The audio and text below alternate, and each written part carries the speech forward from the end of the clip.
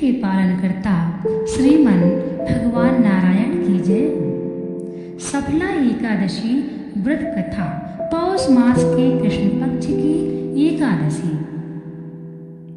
भगवान कृष्ण बोले, हे युधिष्ठिर, मैं दान, स्नान, तीर्थ, तप इत्यादि शुभ कर्मों से शीघ्र प्रसन्न नहीं होता हूँ। एकादशी व्रत करने वाला मुझे प्राणों के समान प्रिय है। पौष मास के कृष्ण पक्ष की एकादशी का नाम सफला है। यह सब कार्यों को सफल बनाने वाली है। इसमें नारायण जी की पूजा होती है। ऋतु अनुसार फल फूल तथा धूप दीप इत्यादि से पूजन करना चाहिए। महात्म्य की कथा भी कहता हूँ, प्रेम से सुनो।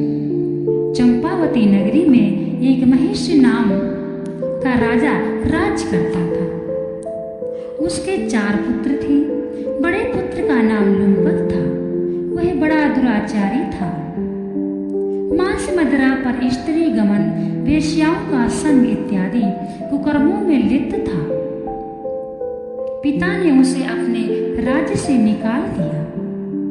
वन में एक पीपल का वृक्ष था जो भगवान को भी प्रिय था। सब देवताओं का क्रीड़ा स्थल भी वहीं पर था। ऐसे पतित पावन वृक्ष के सहारे लुम्पक भी रहने लगा, परंतु फिर भी वह उसके चाल टेढ़े ही रहे। वह पिता के राज में चोरी करने चला जाता था तो पुलिस पकड़कर छोड़ देती थी। एक दिन पौष मास के कृष्ण पक्ष की 10वीं की रात्रि को उसने लूटमार अत्याचार किया और तब पुलिस ने वस्त्र उतार कर उसे वन को भेज दिया। बेचारा पीपल की शरण में आ गया। इधर हेमगिरी पर्वत की पवन भी आ पहुंची। लुम्पक पापी के अब अंगों में गठिया रोग ने प्रवेश किया। हाथ पांव अकड़ गए। प्रातः सूर्योदय होने के बाद दर्द कुछ कम हुआ तो पेट का गम लगा। जीवों की मारने में आज असमर्थ था और ना वृक्ष पर चढ़ने की शक्ति थी। नीचे गिरे हुए फल बीन लाया और पीपल की जड़ में रखकर कहने लगा, हे प्रभु, इन फलों को आप भी भोग लगाइए।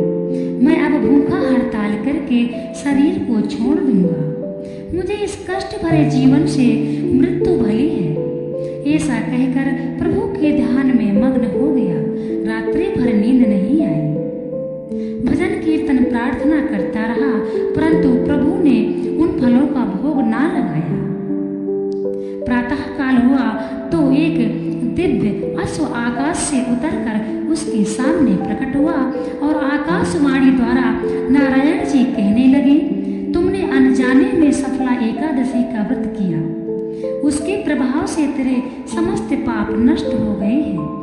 जैसे अग्नि को जानकर या अनजाने हाथ लगाने से हाथ जल जाते हैं, वैसे ही एकादशी भूल कर व्रत रखने से भी अपना प्रभाव है। अब तुम इस घोड़े पर सवार होकर पिता के पास जाओ। राज मिल जाएगा। सफला एकादशी सर्वकार सफल करने वाली है। प्रभु की आज्ञा से लुम्पक पिता के पास आया।